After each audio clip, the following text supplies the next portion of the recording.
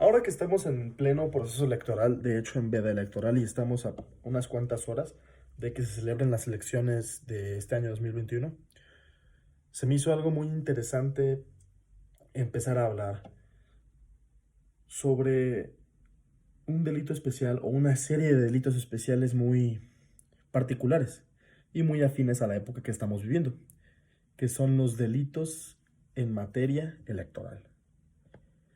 Para poder ejemplificar un poco o hacer esto de una manera más pragmática, voy a empezar a hablar de un caso que es, yo creo que el caso de fraude electoral más conocido de la historia de México.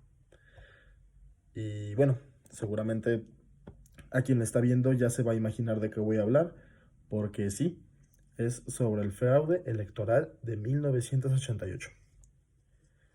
Sí, cuando se cayó el sistema. Vamos a entrar un poco en contexto. ¿Qué es lo que estaba pasando? El 6 de julio de 1988 se celebraron las elecciones presidenciales en México. Los candidatos eran Manuel Cloutier por el PAN, Carlos Salinas de Gortari por el PRI y Cuauhtémoc Cárdenas por el Frente Democrático Nacional. Estos eran los tres candidatos que estaban pues debatiéndose la contienda para poder obtener la presidencia de la República. Las elecciones en aquel entonces hay que recordar que en México no contaba con el organismo autónomo encargado de hacer las elecciones. No existía un INE ni un IFE. Las elecciones, el cómputo electoral, todo el proceso electoral lo llevaba a cabo el mismo Poder Ejecutivo, lo cual pues si te lo platican ahora vas a pensar que es una completa insensatez que sea la misma autoridad que detenta el poder actual la que se encargue de saber, la que se encargue de organizar quién va a detentar el poder después. Ya afortunadamente ahora contamos con organismos autónomos que se encargan de salvaguardar nuestros derechos constitucionales. En este caso es en el INE, pero en aquel entonces no. En aquel entonces no había INE, no había IFE, así que las elecciones eran organizadas desde la Secretaría de Gobernación, que en ese entonces el secretario de Gobernación era Manuel Bartlett, quien para poder agilizar el proceso o para poder darse una idea, encargó que se creara una computadora o un método de computación porque antes, como no había un organismo que se encargara de lleno todo el tiempo a organizar los procesos electorales, no existían cosas como los resultados preliminares, los preconteos ni esas cosas. O sea, era nada más de que simplemente un buen día ya llegaban con los números fríos y decían, ¿sabes qué? Estos son los resultados. Justamente para poder hacer un preconteo, Bartlett, encabezando la Secretaría de Gobernación, encargó que se creara una computadora o un sistema llamado SNIPE, que es el Sistema Nacional de Información Política Electoral, donde en una computadora, claro, primitiva, o en aquel entonces, claro que era muy moderna. Si ahora pudiéramos ver esa computadora, yo creo que esta risa nos daría el tamaño que tenía la pieza de hardware que era. Era del tamaño de un camión de carga y su poder de procesamiento era muy poco, como las computadoras de aquel entonces. Pero bueno, ese no es el tema. Lo que pasa aquí es que como funcionaba esa computadora era casi prácticamente analógica. Eh, en las oficinas donde se tenía la computadora, el SNIPE, había varias personas que aparentemente expertos en informática, en computación, que lo que iban a estar haciendo era de las diferentes casillas de los diferentes distritos electorales por teléfono les iban a estar pasando los números, los conteos de votos. Y esos votos los iban a vaciar manualmente en las computadoras y la computadora iba a hacer el conteo. Los encargados del SNIPE se jactaban de que era algo tan pragmático, tan fácil y tan útil que no había margen de error posible. Bueno, nos enteramos de que sí hubo margen de error posible, porque estaban pasándose los resultados, incluso los televisaban, de cómo iban llegando los números y llegando los números y llegando los números a la computadora. En eso nos empezamos a dar cuenta de que los resultados no están favoreciendo completamente al PRI. hay bastante tensión, el ambiente se pone muy turbio o algo violento. Y todo eso estalla cuando de repente, ¡pum!, se apaga la computadora, se cae el sistema, el snipe deja de funcionar. Obviamente la oposición estaba enardecida, porque ellos sabían, ellos estaban viendo en el screen, en las pantallas, que los resultados no iban favoreciendo al partido hegemónico, no iban favoreciendo al Partido Revolucionario Institucional, que era el que organizó esas elecciones. Y pues tú viendo que estás ganando y de repente te apagan el sistema, te apagan la computadora, y cuando la computadora vuelve a encenderse, ahora resulta que vas perdiendo.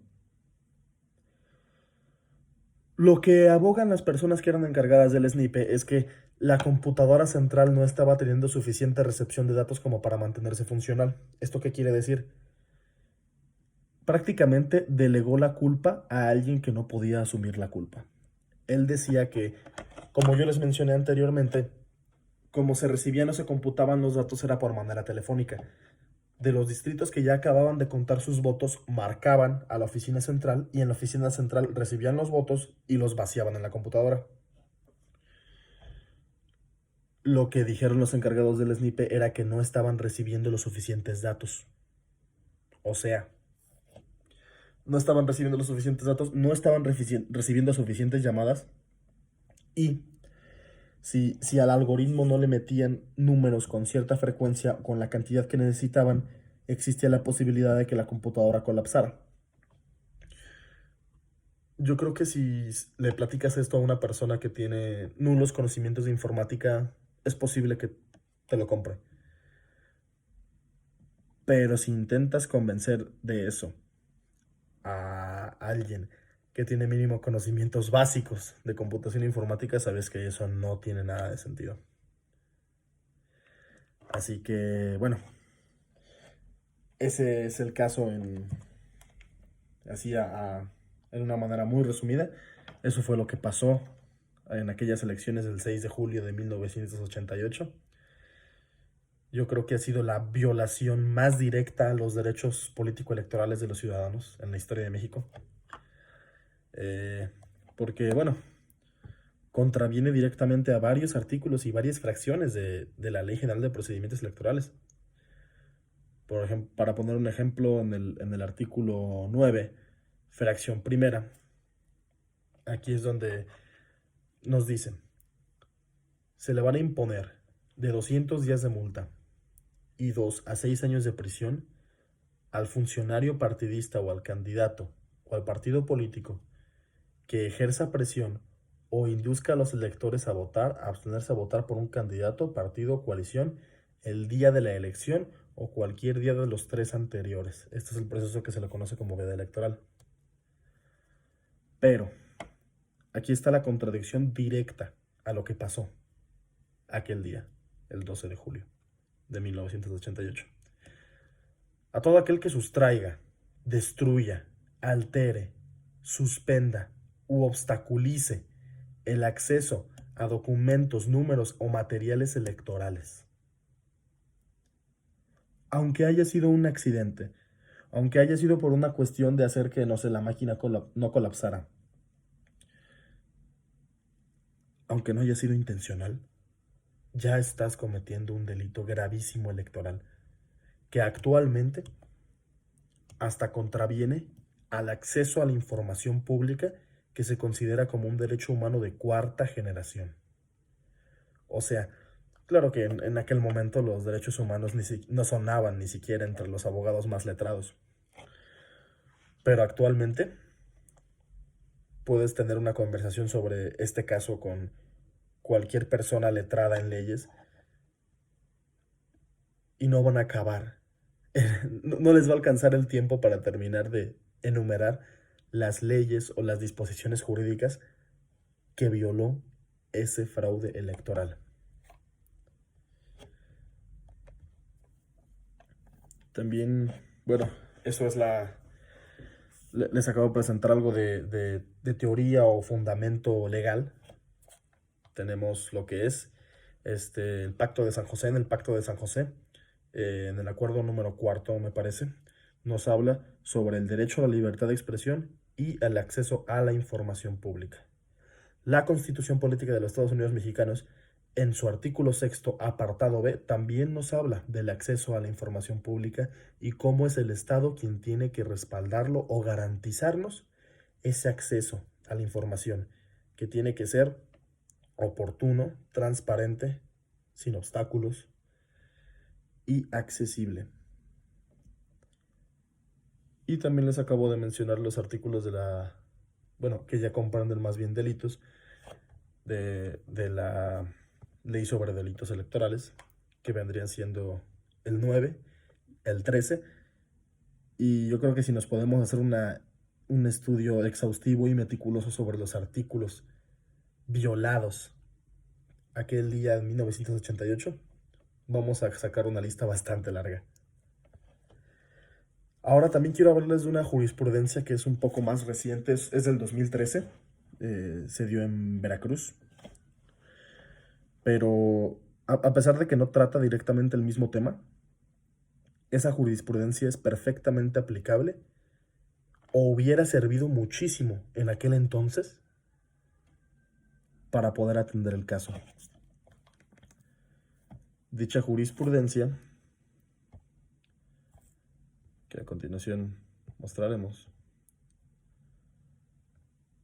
dicha jurisprudencia fue hecha por un colegio de circuito, es de la 10ª época, fue emitida el diciembre del 2018, y también cabe mencionar de que no es una jurisprudencia, un error de mi parte, es una tesis aislada. Habla sobre la competencia por razón de fuero para conocer de los delitos electorales previstos en el artículo 13, fracción primera. Esta jurisprudencia se evoca mucho en la hipótesis de participar en la expedición ilícita de credenciales para votar con fotografía. Esto le correspondió a un juez federal y el caso, explicado de una manera muy resumida, es este. Como lo dije, se estaban emitiendo credenciales falsas con fotografía para votar en las diferentes casillas, los simpatizantes de los partidos, tenían varias credenciales con diferentes números de sección, diferentes nombres, pero la misma foto. Les estaban facilitando credenciales nuevas, INES nuevas, para que pudieran ir a votar varias veces. Esto contraviene directamente al artículo 13 de la Ley General en materia de delitos electorales en su fracción primera. Pero, ¿por qué les estoy hablando del delito consistente en copiar credenciales, cuando lo que pasó en 1988 fue más bien una alteración del sistema, una obstaculización a la información? Bueno, porque en la misma fracción del artículo, dice lo siguiente. Les voy a leer el artículo y la fracción primera. Se impondrán de 60 a 200 días de multa y prisión de 3 a 7 años a quien por cualquier medio altere o participe en la alteración del Padrón Federal de Electores, el Registro Federal de Electores o el listado de electores, así como los números emitidos por él, o que participe en la expedición ilícita de una o más credenciales para votar. Bueno, la primera parte la podemos relacionar directamente con las elecciones del 88, porque sí estamos hablando de que hubo una alteración, si bien no en el padrón electoral, sí la hubo en los números que vinieron de estos. Una alteración muy obvia, muy injustificada al momento de que simplemente apagaron el sistema de una manera deliberada. Así que pues es eso. Aquí tenemos un caso muy triste. Yo afortunadamente yo no estaba vivo cuando eso pasó, pero lo he escuchado hablar incontables veces. He visto documentales al respecto. Hay incluso un par de películas en las que meten ese evento histórico y es internacionalmente conocido.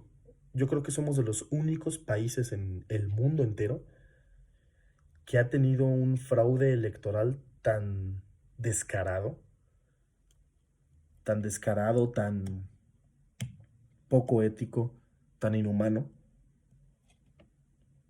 y que a final de cuentas sí se lograron salir con la suya. Y todavía el partido que perpetró ese fallo siguió en el poder durante 12 años más. 12 años más. Si algo bueno nos dejó esta experiencia o este caso, ya para finalizar, yo creo que sin duda alguna fue el hacer concientizar a todas las personas en México, tanto a la clase trabajadora, a la clase política, de que ya se necesitaba una instancia ajena a cualquiera de los poderes para que se encargara de algo tan importante como son los procesos electorales. Gracias a esto nos dimos cuenta de que no se le puede confiar el proceso electoral a quien está detentando el poder en ese mismo instante. Y cualquier persona que quiera hacer lo contrario, cualquier persona que piense que no debe ser un organismo ajeno y apolítico el que se encargue de resolver esta situación, es porque seguramente tiene intereses muy oscuros de por medio